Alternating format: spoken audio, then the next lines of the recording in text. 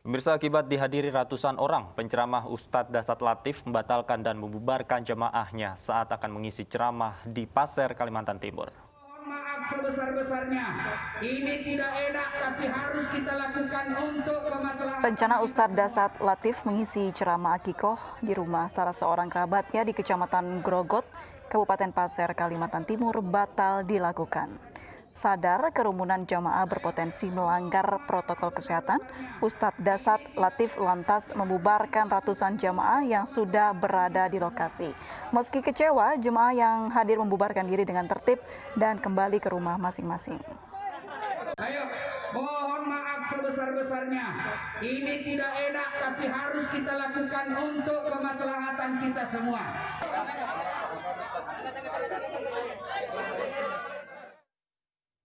Dan pemirsa, saat ini sudah bergabung bersama kami Ustadz Dasat Latif untuk berbincang terkait pembatalan acara di Pasir, Kalimantan Barat. Assalamualaikum, selamat sore Pak Ustadz. Waalaikumsalam warahmatullahi wabarakatuh. Gimana kabar Mbak Apri? Alhamdulillah sehat Ustadz, bagaimana kabar? Sehat walafiat, alhamdulillah. Alhamdulillah. Ustadz, boleh tahu apa alasan Ustadz membubarkan acara kemarin Ustadz? Jadi gini kronologinya kan, saya diundang keluarga yang ada di Pasir, Kalimantan Timur, akikah, yang ada di benak saya.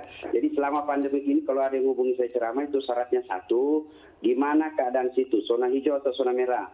Yang kedua, bagaimana izin dari pemerintah setempat. Kalau semua oke, persyaratan saya jangan banyak, kita harus protap kesehatan. Namanya akikah yang ada di benak saya, akikah di rumah, paling ya 100 paling ramai.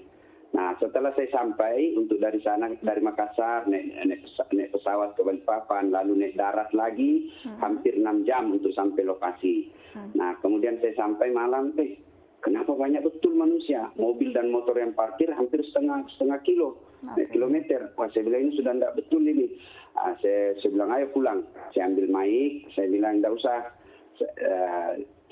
Ambil mic, saya naik, tunjukkan saya panggung. Jadi ternyata rumah acara ini pas di depan lapangan sepak bola, ada panggung. Baik, Sudah, apa yang menyebabkan begitu banyak jamaah yang datang? Apakah bocor informasi acaranya? Jadi tidak ada, saya tidak pernah buat iklannya, yang punya acara juga tidak, tapi yang namanya dari mulut ke mulut dan dibantu oleh WhatsApp. Harus Dasat besok, harus Dasat sebentar malam. Akhirnya sampailah ini ke masyarakat umum. Datang lebih banyak dari apa yang kita prediksi. Saya lihat dari saya sampaikan ke jamaah, berkumpul seperti ini untuk tabligh, turun rahmat Allah. Tapi kalau masa pandemi seperti ini bukan rahmat Allah yang turun, tapi corona yang turun. Ya, maka akan muncul wabah yang turun. Tabligh penting, tapi menjaga keselamatan umat jauh lebih penting. Ayo bubar, bismillah kita bubar. Saya ajak bubar, sambil selawatan, bismillah bubar. Alhamdulillah mereka mau terima, meskipun mereka kecewa Mbak. Ada yang dari Banjarmasin yang naik mobil lebih 10 jam untuk datang. Tapi apa boleh buat, harus kita ikhlas, bubar bareng. Karena saya bilang, Bapak Ibu mau dengar ceramah saya, boleh melalui YouTube. Tapi kalau kena corona hari ini, tidak bisa lagi dengar ceramah. Tapi kami mau siaran langsung Ustaz, siaran langsung nantilah setelah wabah selesai. Dengan ucapan bismillah, akhirnya mereka bubar. Ya, alhamdulillah.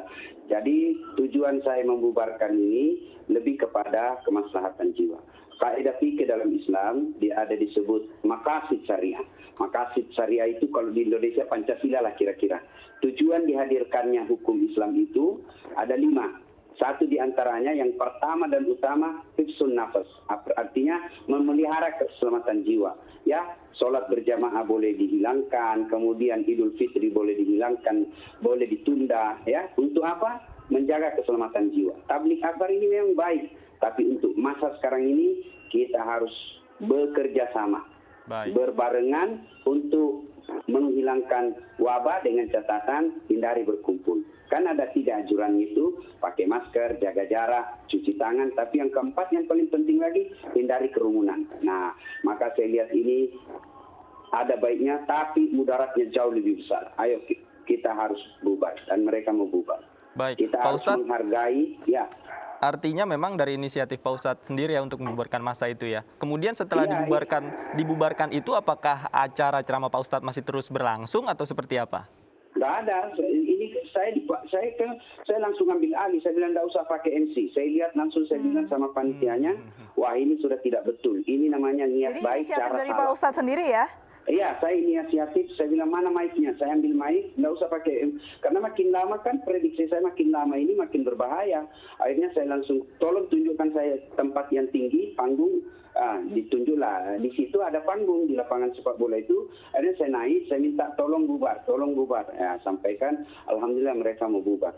Ya.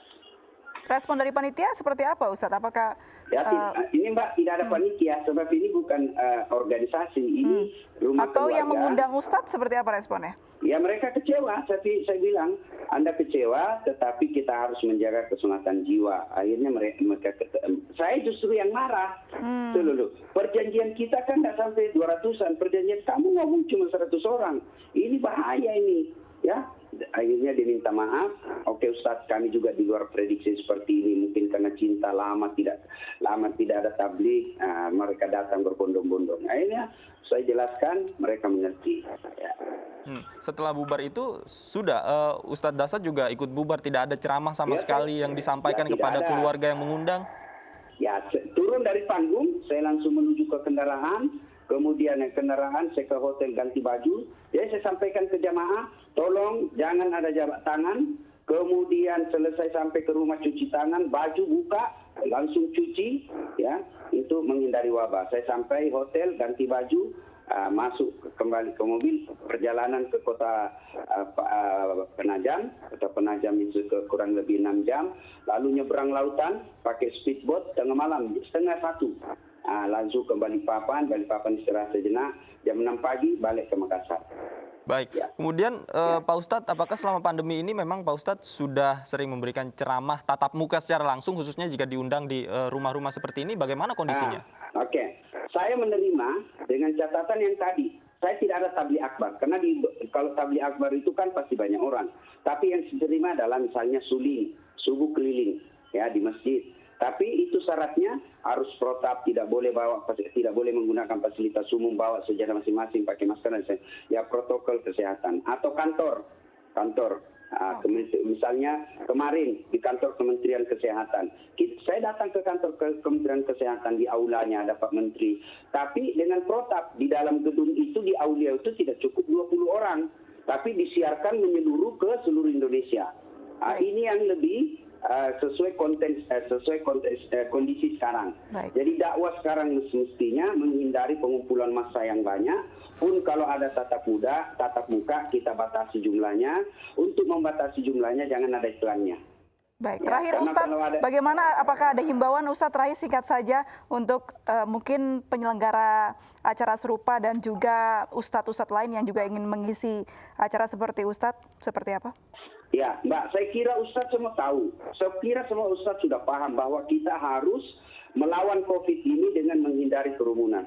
Cuma yang kadang-kala masyarakat ini yang niatnya baik tapi caranya salah. Ya, oleh karena itu pemerintah, tokoh masyarakat, media harus memberikan edukasi kepada masyarakat tentang bahayanya COVID ini dan bagaimana cara memutusnya sehingga kita bisa lepas secepatnya. Jadi semua kita harus berpartisipasi. COVID ini tidak boleh ada unsur-unsur kepentingan politik, cari panggung-panggung popularitas, cari panggung kekuasaan, janganlah. Allah akan murka kepada kita apabila kita mengabaikan dan melupakan pengorbanan tenaga medis yang wafat gara-gara berjuang menghindari dan memutus mata rantai COVID ini. Baik, terima kasih Pak Ustadz Dasat Latif sudah berbagi cerita bersama kami di iNews Sore. Assalamualaikum warahmatullahi wabarakatuh. Pemirsa, kerumunan terjadi beberapa kali di kegiatan agama dan melibatkan tokoh. Padahal kerumunan rawan penularan di tengah pandemi COVID-19 yang belum berakhir.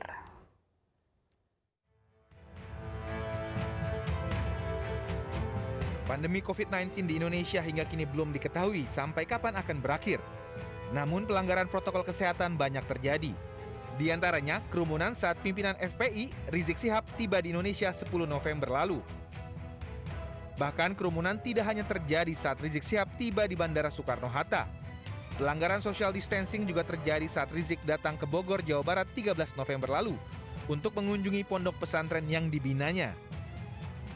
Tak berhenti sampai di situ, acara maulid dan pernikahan putri Rizik Syihab juga menjadi sorotan karena membuat kerumunan yang membuatnya didenda 50 juta rupiah oleh Pemprov DKI Jakarta. banyaknya simpatisan Rizik Syihab yang tidak menjaga jarak dan memakai masker dengan benar dikhawatirkan menimbulkan klaster penyebaran virus corona. Karena ini ingat, ini adalah situasi pandemi yang baik secara global maupun nasional belum terkendali dan trennya cukup memprihatinkan saat ini. Dan itu artinya merupakan tanggung jawab semua orang ya tanpa terkecuali untuk mematuhi dan melakukan karantina secara mandiri ya, yang tentunya dimulai dari proses kedatangan maupun sampai ke rumahnya itu sudah berupaya meminimalisir kontak. Banyaknya pelanggaran protokol kesehatan membuat kepala daerah terancam dicopot sesuai instruksi Menteri Dalam Negeri. Namun ironisnya masih banyak kegiatan yang melibatkan tokoh-tokoh yang menimbulkan kerumunan. Salah satunya saat acara di Desa Cibeber, Purwakarta, Jawa Barat, Selasa kemarin. Ratusan warga berkumpul untuk mengikuti kegiatan Wakil Gubernur Jawa Barat, UU Ruzanul Ulum. Namun sambil menunggu Wagub Jawa Barat, banyak warga yang tidak mengindahkan protokol kesehatan. Berkerumun, tidak menjaga jarak, bahkan ada yang tidak mengenakan masker. Tim Liputan iNews melaporkan. Video yang berisi baliho Rizik Syihab diturunkan oleh kelompok yang diduga TNI beredar di media sosial. Kapuspen TNI Maijen Ahmad Riyad membantah adanya perintah untuk anggota TNI menurunkan baliho-baliho Rizik di sejumlah wilayah.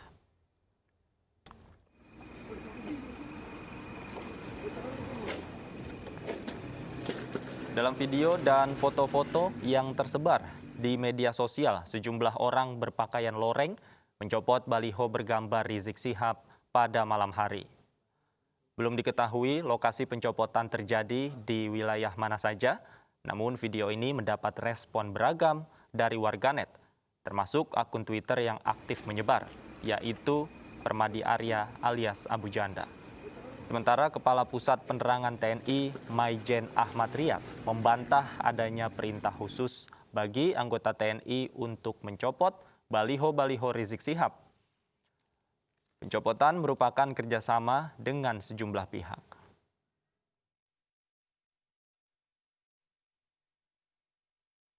Dilihat lagi gambarnya, ya kan? Di gambarnya kan ada yang bajunya nggak baju TNI. Yang jelas itu dilaksanakan secara bersama, ya. Ada Satpol PP-nya, ada polisinya, ya TNI-nya di bawah membantu. Itu mungkin saya pikir ya semua ya istilahnya mungkin kembali dari masyarakat mungkin saya pikir tidak ada yang merintahkan ya. Saya pikir juga saya dengar sekarang ada di Semarang segala macam itu jadi bahwa ada semacam kesadaran lah. Kita saling mengingatkan, tujuannya mungkin saling mengingatkan. Inilah detik-detik kecelakaan maut yang terjadi di jalur lintas Sumatera Simalungun Pematang Siantar pagi tadi. Truk yang diduga remnya tidak berfungsi hilang kendali dan menabrak 2 motor, 2 mobil pribadi serta 3 angkutan kota.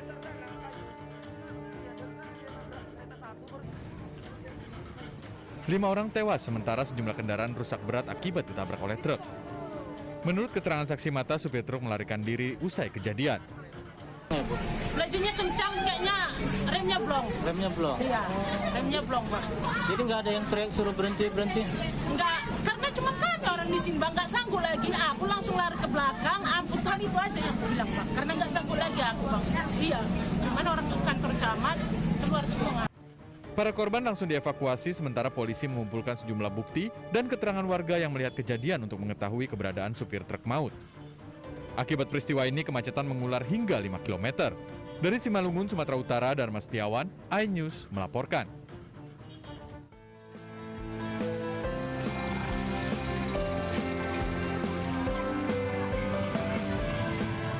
Terowongan Gedong Jimat. Terowongan kecil yang berada di Desa Karangmalang, Kecamatan Ketanggungan, Kabupaten Brebes, Jawa Tengah ini menjadi viral di media sosial. Pengguna jalan wajib berkonsentrasi penuh untuk bisa melintasi terowongan yang berukuran tinggi 1 meter, panjang 4 meter. Terowongan ini menjadi satu-satunya jalan alternatif terdekat saat perbaikan underpass di Jalan Ketanggungan Baros, Brebes, Jawa Tengah. Warga yang melintas harus sabar mengantre dan berhati-hati serta membungkukkan kepala agar tidak terbentur.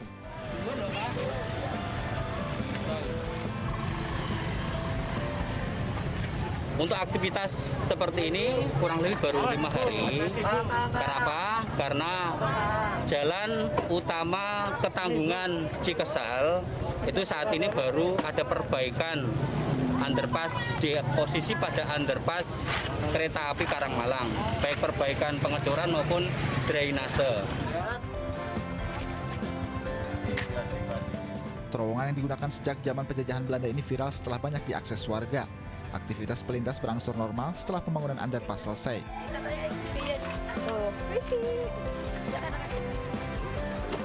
Dari Brebes, Jawa Tengah, Yunibar, iNews melaporkan.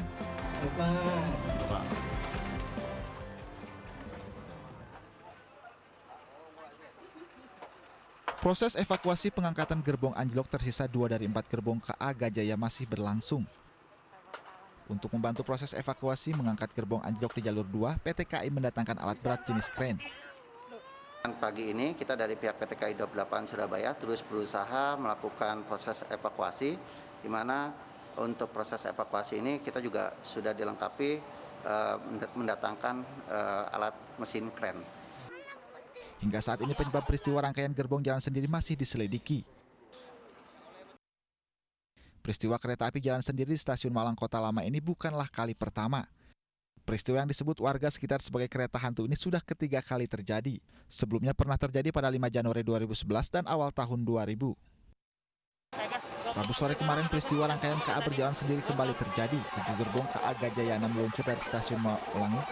7 gerbong KA Gajayana meluncur dari Stasiun Malang Kota Baru menuju Stasiun Malang Kota Lama. Dari Malang, Jawa Timur, Denny Irwansah, iNews melaporkan.